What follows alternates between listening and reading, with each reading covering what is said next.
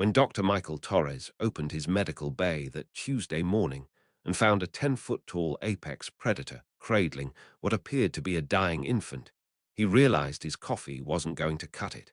The creature before him, a Cravath warrior, all chitinous plates and serrated mandibles, shifted nervously on its 6 legs. Its lower set of arms clutched a bundle wrapped in shed exoskeleton. "You fix small ones," the translator box strapped to its thorax crackled. Michael set down his mug and activated his medical scanner. The Cravath were legendary across known space as the species that made diplomats check their life insurance policies. They had conquered 43 star systems through sheer brutality and possessed enough natural weaponry to make a tank jealous. They didn't ask for help, ever. "Let me see." Michael gestured toward the examination table. The warrior, whom Michael mentally dubbed Steve because the actual name sounded like someone gargling gravel in a garbage disposal, carefully unwrapped the bundle. Inside, a hatchling no bigger than a house cat lay motionless, its translucent shell pulsing weakly. "What seems to be the problem? Not eating, not growing. Clan says." Steve's mandibles clicked together. "Clan says cull the weak." Michael's scanner beeped. The hatchling had a developmental defect in its digestive tract, nothing complicated but fatal without intervention. "I can fix this. Surgery, maybe 3 hours." All of Steve's eye stalks swiveled toward him. "Cut inside. Yes, humans are good cutters. Very precise cutters." Michael pulled up the surgical plan on his holographic display. "Better than acid, I'm guessing." "Much better than acid." Steve's mandibles clacked enthusiastically. "Acid kills many. You fix." "I fix." The surgery went smoothly despite Steve hovering nearby and making threatening gestures at anyone who wandered too close. Michael reconnected the hatchling's digestive system with laser scalpels and medical nanites, then wrapped the little one back in its exoskeleton swaddling. Only liquid nutrients for 5 days, then introduce solids gradually. Michael handed over a detailed care plan. "Come back in a week for a checkup." Steve cradled the hatchling with surprising gentleness. "Payment? Standard pediatric surgery rate." "No." Steve reached for a currency pouch. "Triple rate for silence. Others cannot know came to human." Michael accepted the payment and nodded. Of course. The galaxy's apex predators couldn't let anyone know they needed help. "Your secret's safe. Just come back for the checkup." Steve paused at the door, all 6 eyes rotating back. "We'll return. Maybe bring others. Many hatchlings in clan. Many problems." After Steve left, Michael stared at his coffee mug. If someone had told him in medical school that he'd become the go-to pediatrician for homicidal space monsters, he'd have switched to dentistry. The next 3 months proved Steve had excellent word-of-mouth marketing skills. More Cravath warriors started appearing during off hours, always paying triple, always acting like they were conducting covert operations instead of seeking basic medical care. One particularly memorable visit involved a warrior Michael nicknamed Janet, bringing in 4 hatchlings suffering from the Cravath equivalent of chickenpox. "The infected ones don't need culling," Michael explained patiently. "Hatchlings get sick sometimes. It's normal." Janet's mandibles clicked in what might have been confusion or horror. "But weakness. Temporary weakness while their immune systems learn. That's how immunity works." He spent 2 hours explaining vaccination theory to an increasingly fascinated Janet, who kept interrupting to ask why humans thought keeping sick young ones alive was strategically sound. "Because healthy adults are more valuable than dead infants," Michael offered. The concept seemed to blow Janet's mind. The real turning point came 6 months after Steve's first visit. Michael was finishing paperwork when his bay doors opened to reveal a Cravath unlike any he'd seen before. This one wore decorative plating that screamed important person and stood at least 12 feet tall. "You are the human who repairs hatchlings." Michael straightened in his chair. "Dr. Torres, and you are Matriarch Veshkara of the Fifth Brood." The massive alien leaned forward. "I require your assistance with a delicate matter." "Well, that explained the fancy armor. What's the problem?" "I need you to teach our healers your methods." Michael nearly dropped his coffee. "I thought Cravath preferred traditional healing." Traditional methods result in 38% hatchling mortality. Veshkara's mandibles clicked dismissively. Your methods work. Those you treat survive and thrive. Our species cannot afford tradition when superior techniques exist. That's how Dr. Michael Torres ended up running what amounted to medical school for alien apex predators. It was bizarre, challenging, and occasionally terrifying, especially when teaching anesthesia to a species that considered forcing warriors to sleep a grave insult. But it worked. Within a year, the fifth brood's mortality rate dropped to 4%. Within 2 years, other broods sent their healers for training. By the third year, the Kravath Dominion officially recognized human medical expertise as an honored skill, a distinction previously reserved for things like most efficient ship dismantling and best intimidation techniques. Michael kept the recognition plaque next to a photo of Steve and the now thriving hatchling, all digestive systems functioning perfectly. He looked at it whenever he needed a reminder of why he became a doctor, because sometimes the most important victories weren't won on battlefields, but in quiet medical bays where someone looked at a problem and thought, yeah, I can fix that.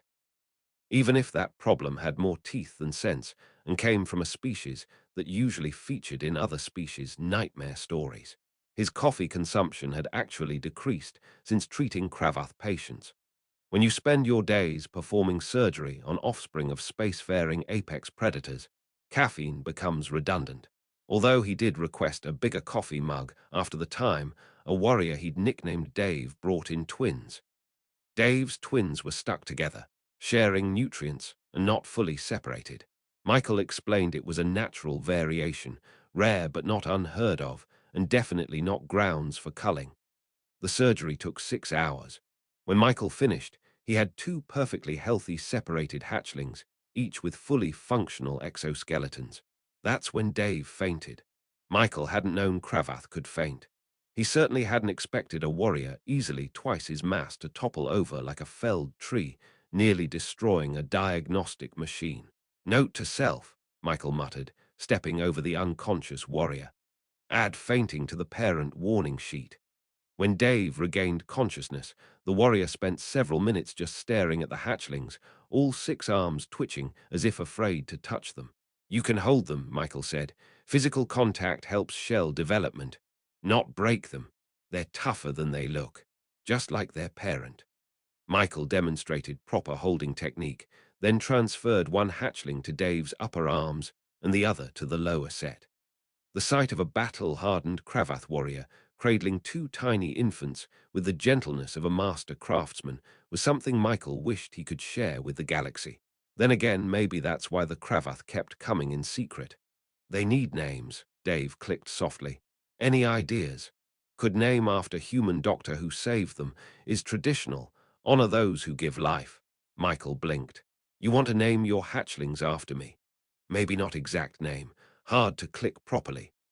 That's how two Kravath hatchlings ended up named Mai and Kel, as close as their species could get to Michael without spraining their mandibles. Word spread quickly about the twins, who not only survived but thrived. Michael started getting more unusual cases. Hatchlings with extra limbs, different shell patterns, varying numbers of eye stalks. Each time, he treated them with the same care he'd shown Steve's hatchling and Dave's twins. Gradually, the Kravath began seeing these variations not as weaknesses to be culled, but as differences to be adapted and strengthened. It was slow change, one hatchling at a time, but it was happening. Michael kept a hologram on his desk of Dave and the twins at their first shell hardening ceremony. The twins had grown strong, their shells bearing unusual spiral patterns where they'd once been connected, living proof that being different didn't mean being weak. Though he did expand his medical bay to accommodate fainting warriors, just in case. The day everything changed started normally enough. Michael was reviewing patient files when Matriarch Veshkara burst through his doors carrying what appeared to be a rainbow-colored hatchling. "Is this your doing?" she demanded, thrusting the iridescent bundle toward him. The hatchling's shell gleamed with swirling patterns of blue, purple, and green, colors definitely not part of the standard Kravath palette. Michael set down his coffee mug, emblazoned with I fix space dragons in both English and Galactic Standard. and took a closer look. The coloration, let me check. His scanner confirmed the hatchling was perfectly healthy. The colors were unusual but natural. 3 broods are now producing hatchlings with these. Veshkara waved all 6 arms. Patterns, beautiful unique shell patterns, Michael suggested innocently. They're calling it the Torres effect, claiming it's because of your treatments, your supplements, your human influence. Michael had suspected this might happen. The modified nutrient formula he developed didn't just strengthen exoskeletons. It allowed fuller expression of genetic traits, including those suppressed for generations. Technically, they're not wrong. The improved nutrition allows natural genetic variations to express themselves. These colors were always possible in Cravath genetics, just rarely expressed due to environmental pressures. Veshkara's mandibles clicked rapidly. But Cravath are supposed to be dark, intimidating, not fabulous, Michael suggested. That's when Steve stuck his head in. Dr. Torres, I brought the... He froze upon seeing the matriarch. Your Eminence, I brought the shell polish you requested. You use human shell polish? Veshkara asked. The whole 5th brood does, Steve clicked matter-of-factly. Best thing for maintaining healthy shell shine. Especially good for the new color variations. Veshkara looked from Steve to Michael to the rainbow hatchling, who chose that moment to chirp happily and wave its tiny claws. It does have a certain aesthetic appeal, she admitted reluctantly.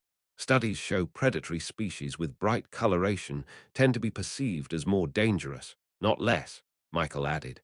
Something about warning colors in nature. Nothing says, don't mess with me, quite like being colorful enough to see from orbit. He could practically see the wheels turning in Veshkara's head. And these colors are natural, not a weakness. Sign of exceptional health and strong genetic diversity. These hatchlings aren't just surviving, they're thriving so well their bodies can afford extra energy for color production. The matriarch was silent for a long moment. Finally, she clicked, perhaps we have been too hasty in our judgment.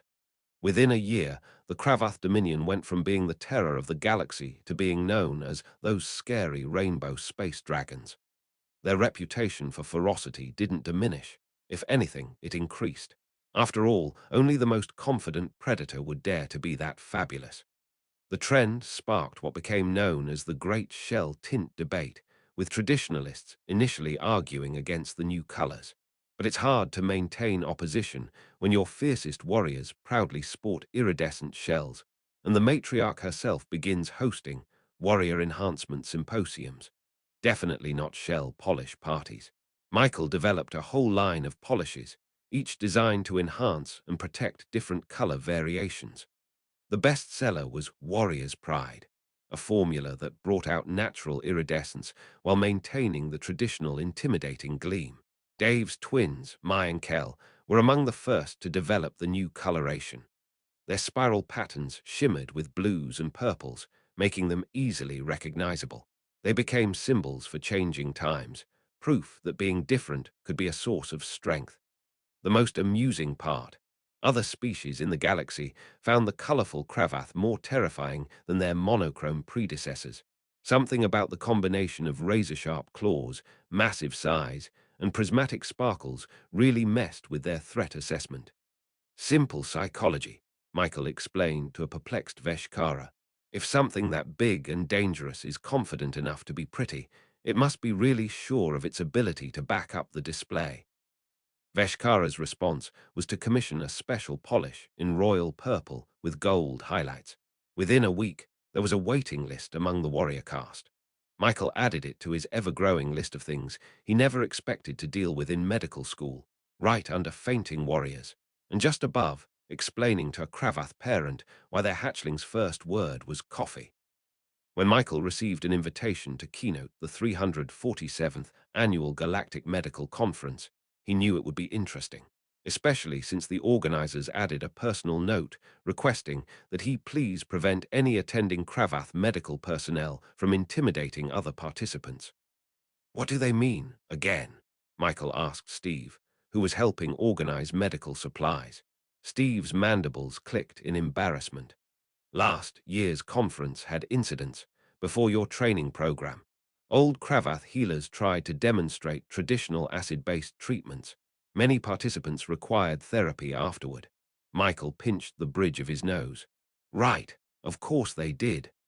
The conference was held on the Hippocratic Nexus, a massive station serving as the galaxy's premier medical research facility.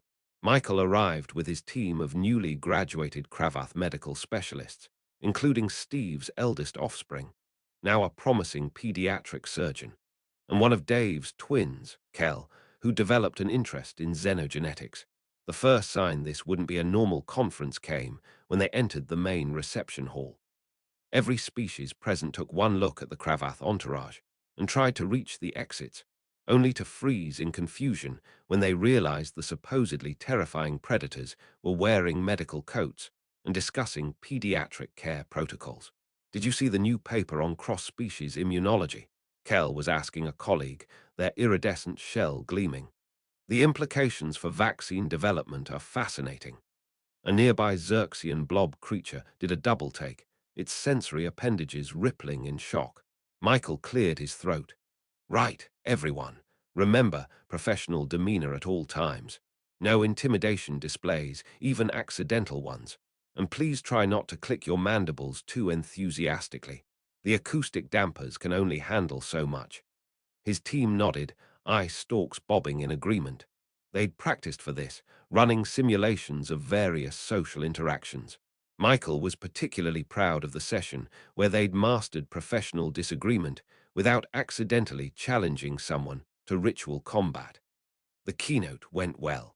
Michael presented their groundbreaking work on adaptive pediatric care across species, including recent success in developing universal vaccination protocols. The Q&A session got interesting when a Medusan physician raised their tentacle. Dr. Torres, while your results are impressive, surely you must admit that working with, they gestured vaguely at the Cravath, with some of the finest medical professionals I've ever had the pleasure of teaching, Michael supplied smoothly, who, by the way, have reduced their species' infant mortality rate by 95% in 3 years. The Medusan's tentacles curled in embarrassment.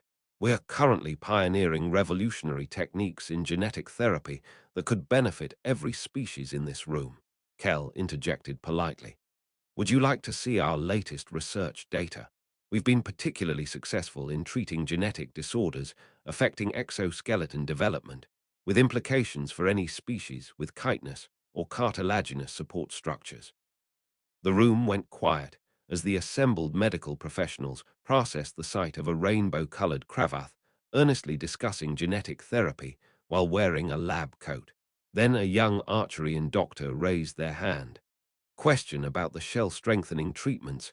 Could they be adapted for other species with structural support issues? Just like that, the ice broke. The next hour turned into an impromptu collaborative session, with doctors from across the galaxy sharing ideas and asking about adapting Cravath medical techniques for their own species. The highlight came during the closing ceremony when a Valaxian pediatrician approached Michael's team with a case they couldn't solve, a rare genetic condition affecting their species' chitinous exoskeleton. Within minutes, Kel and their colleagues were deep in discussion, comparing notes on similar conditions they'd treated in Cravath hatchlings. By week's end, the sight of Cravath doctors consulting with other species had become almost normal. Did you see the look on that Riggins' face when Kel explained molecular restructuring therapy? Steve clicked quietly to Michael as they packed presentation materials. I thought their eye stalks would pop off. Less amusing than the Centon who fainted when they realized they'd been having lunch with a Cravath every day without noticing, Michael replied. Though I'm proud of your restraint in not catching them before they hit the floor. Would have violated the no intimidation rule, Steve clicked sagely. Besides, the artificial gravity was set low enough that they bounced. The conference's success led to unexpected developments. Other species began requesting Cravath medical expertise. Turned out a species known for precision in combat could be equally precise in surgery, and their natural ability to synthesize complex biochemical compounds made them excellent pharmacologists.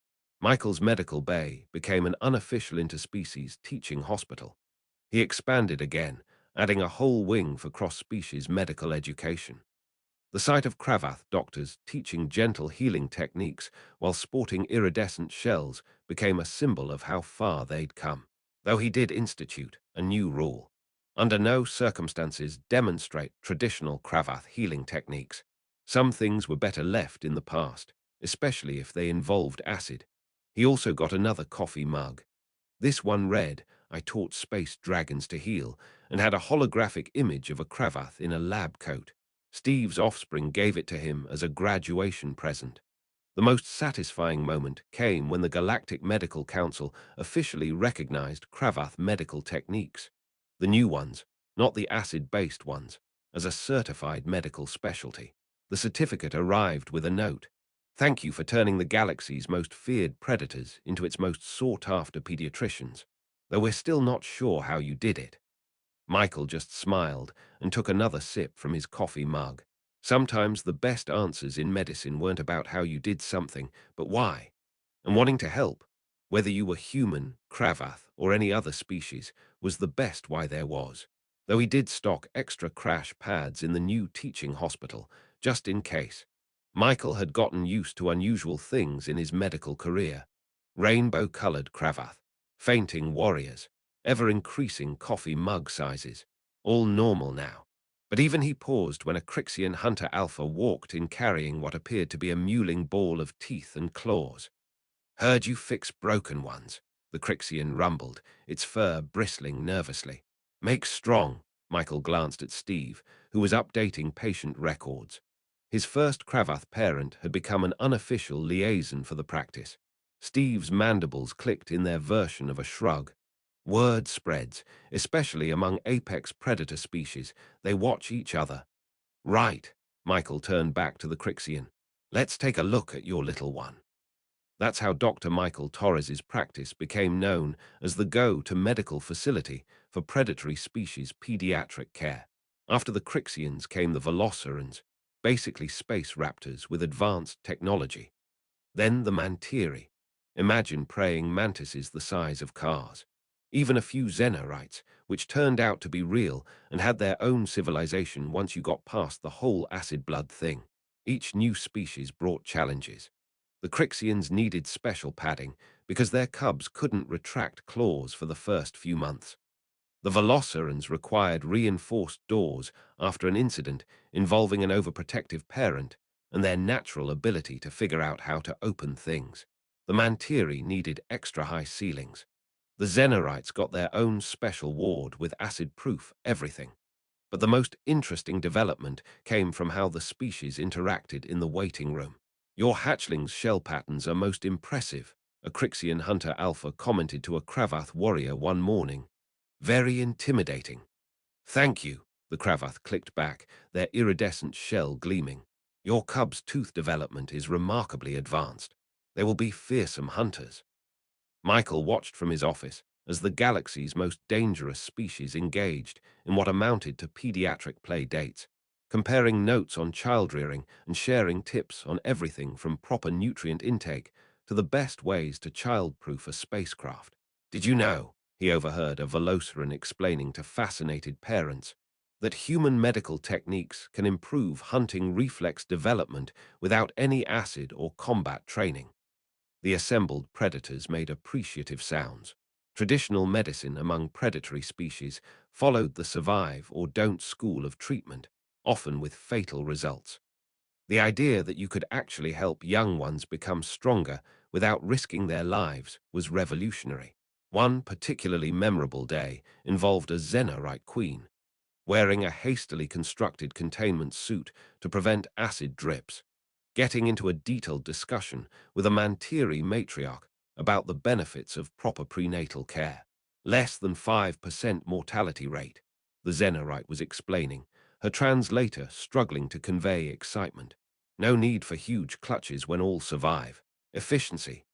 Humans understand efficiency," the Mantiri agreed, her compound eyes gleaming.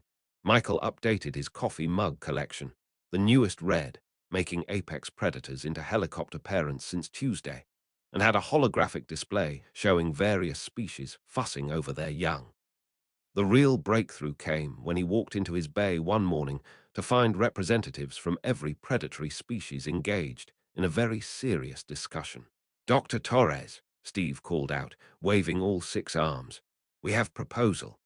The various species had gotten together and decided that having just one human doctor for all their pediatric needs wasn't sustainable. They wanted to establish a proper teaching hospital, the first specifically for predatory species medicine. "Joint venture," the Crixian hunter Alpha explained. "All species contribute. Share knowledge," added a Veloceran matriarch. "Build on human foundation. But adapt for each species' needs," Steve clicked proudly. "We want you to be chief of medicine." Michael looked around at the assortment of beings that would have sent most humans running for the nearest escape pod. The Cravath with their rainbow shells and medical coats, the Crixians carefully padding sharp edges for their cubs, the Velocerans installing child-proof locks, the Mantiri designing higher doorways, the Xenorites working on better containment suits. "Well," he said, reaching for his coffee mug, "I'm going to need a bigger office." The Galactic Predator Pediatric Medical Center opened 6 months later. The building was a marvel of Xenu architecture, designed to accommodate everything from tiny Cravath hatchlings to adolescent Xenorites. The staff was equally diverse, with each species contributing unique insights and abilities. Michael's favorite part was the new parents orientation program, where veteran parents from each species helped newcomers adjust to preventative medicine and regular checkups. Watching a Cravath warrior professionally explain the importance of proper nutrition to a nervous Veloceran, while a Xenorite demonstrated safe swaddling techniques with acid-proof blankets, never got old. They did institute special rules. 1. No comparing hunting trophies in the waiting room. 2. All acid-based bodily fluids must be properly contained. 3. Traditional medical techniques involving combat, acid, or ritual scarification are strictly prohibited. 4. The ceiling-mounted prey dummies in the pediatric ward are for physical therapy only. 5. Yes, all species must attend the gentle handling workshop, even if you have 6 arms with perfect coordination. Michael kept his original coffee mug, the iFix Space Dragons 1, on a special shelf in his new office, along with holographs of his first patients from each species. Steve's hatchling, now a respected surgeon. Dave's twins, pioneering geneticists. The Crixian cub who became their first cross-species medical specialist. The Veloceran who revolutionized physical therapy for predatory species. Each one was proof that sometimes the best way to change the galaxy wasn't through force or fear, but through caring for its youngest members, one checkup at a time. Though he did request a special budget for crash pads. Turned out fainting wasn't just a Cravath thing. All predatory species had trouble staying upright when overwhelmed by parental emotion. Who knew? Dr. Michael Torres's Guide to Pediatric Care for Various Species became a bestseller across the galaxy, though the chapters on predatory species care remained mysteriously absent from public copies. The private edition, distributed exclusively to certified medical professionals, included a special note. When treating predatory species offspring, remember that both parent and child respond best to calm demeanor and terrible coffee. Also, always keep spare swaddling material on hand. They're surprisingly picky about brand names. And yes, all of them can faint. Keep the crash pads handy. P.S. Stock up on shell polish, acid-proof containers, and child-proof locks. Trust me on this one. PPS under no circumstances allow them to demonstrate traditional healing techniques at medical conferences. The cleanup costs alone will bankrupt your department. PPPS, if anyone asks why the waiting room needs reinforced walls rated for orbital bombardment, just smile and nod. Michael stood in his office, looking out at the bustling medical center below. Cravath doctors consulted with Crixian nurses. Veloceran surgeons collaborated with Mantiri anesthesiologists. Xenorite specialists shared notes with every species pediatricians. The galaxy's apex predators, working together to save lives instead of taking them. All because one Tuesday morning, he decided to help a terrified warrior save their dying hatchling. Michael raised his coffee mug. The latest edition read, making the galaxy's nightmares into worried parents, one surgery at a time, and took a long sip. Not bad for a career he'd almost switched to dentistry to avoid. His communicator beeped. Steve's voice came through. Dr. Torres, we have situation in Bay 7. Warrior bringing in octuplets. All healthy, but parent is hyperventilating. Michael grabbed his medical bag and extra crash pads. On my way. And Steve, prep the fainting protocols. Already done, Doctor. Michael smiled as he headed toward Base 7. Just another Tuesday at the Galactic Predator Pediatric Medical Center, where the most dangerous species in the known universe came to ensure their children survived, thrived, and maybe, just maybe, grew up in a galaxy a little bit nicer than the one their parents had known. And if that required industrial quantities of coffee, crash pads, and shell polish, well, that's what medical budgets were for. Human ingenuity at its finest, turning the galaxy's predators into its protectors, one terrified parent at a time.